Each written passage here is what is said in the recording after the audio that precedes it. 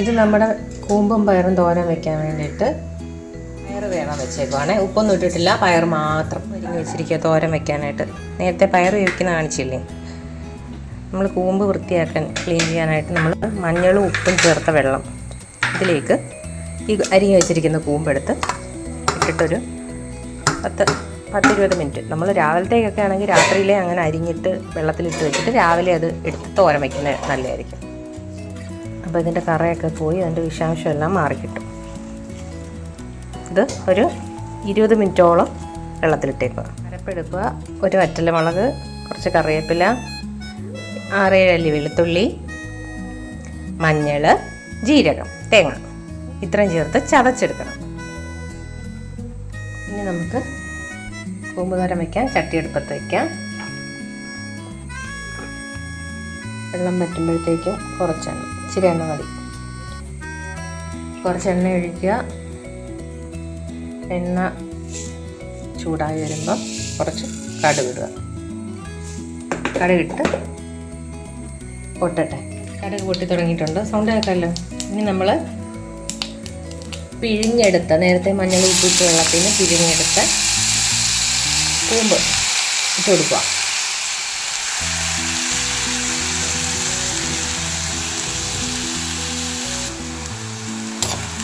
ഇട്ട് ഇളക്കുക. ഇത് അടച്ച് വെക്കണ്ട കേട്ടോ തോരൻ. ഇതിങ്ങനെ പ്രസ് ചെയ്ത് വെച്ചാൽ മതി. പ്രസ് ചെയ്ത് വെച്ചിട്ട് ആ ഇരിക്കുന്ന ആവിൽ തന്നെ വെന്ത് വരണം. നല്ലതായിട്ട് അമർത്തി വെച്ചിട്ടുണ്ട്.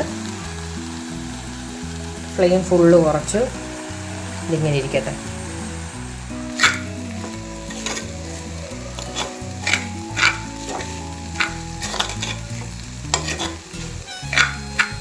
ഏകദേശം വേവായിട്ടുണ്ട്.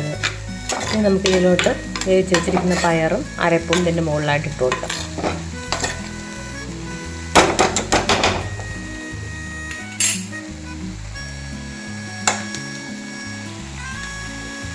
അരപ്പ് നടുക്ക് ലെയറായിട്ടിടാം.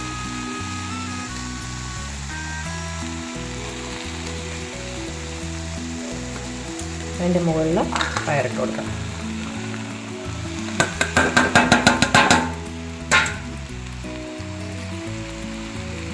കുറച്ച് ഉപ്പ് കൂടെ വിതരണം.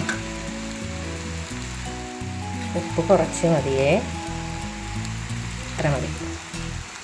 ഇനി വീണ്ടും ഇതിങ്ങനെ ഇരുന്ന് വേവട്ടെ. തോരനൊന്ന് നോക്കിയാലോ. കണ്ടോ, നല്ലതായിട്ട് വെന്ത് കറക്റ്റ് പരുവായി. നമ്മളിത് അടച്ച് വയ്ക്കുകയാണെങ്കിൽ ഭയങ്കരമായിട്ട് കുഴഞ്ഞു പോകും. ഇതാണെങ്കിൽ കറക്റ്റായിരിക്കും.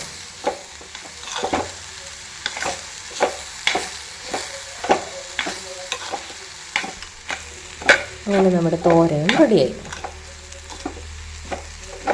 ഇനി ഇതിൻ്റെ ആവി പോകണം. ആവി പോയി കഴിഞ്ഞിട്ട് വേണം നമ്മൾ അടച്ച് വയ്ക്കാനായിട്ട്. ഈ ആവി പോയി കഴിയുമ്പോഴത്തേക്ക് വെള്ളം മൊത്തം ഈ ചട്ടിയിൽ ഇരിക്കുന്നതുകൊണ്ട് നമ്മൾ ഒത്തിരി വെള്ളം തോരുന്നവരെ ഇളക്കിക്കൊണ്ട് നിൽക്കേണ്ട ആവശ്യമില്ല. ചട്ടിയിലിരിക്കുന്നത് ചട്ടിയുടെ ചൂടുകൊണ്ട് ബാക്കി വെള്ളം ഇരുന്ന് പറ്റിക്കോളും. നമുക്ക് തീ ഓഫ് ചെയ്യാം. കണ്ടോ, നല്ലതായിട്ട് തോരനെല്ലാം സെറ്റായിട്ടുണ്ട്.